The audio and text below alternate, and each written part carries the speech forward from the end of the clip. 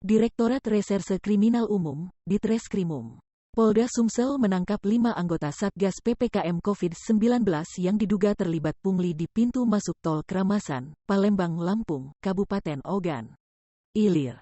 Kelima pelaku yang diamankan yakni Budiono 23 tahun honorer BPBD Kabupaten Ogan Ilir, Apri Ridho Rahmatullah 27 tahun honorer Satpol PP dan Damkar Kabupaten Ogan Ilir.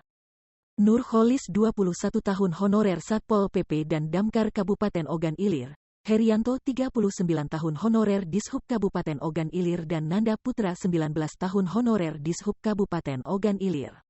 Kapolda Sumsel, Irjen Pol Prof. Dr. Eko Indra Heri SMM melalui Direktur Ditreskrimum Polda Sumsel Kombes Pol Hisar Sialagan mengatakan, pungli ini terungkap setelah seorang korban merekam perbuatan pelaku yang selanjutnya viral di sosial media.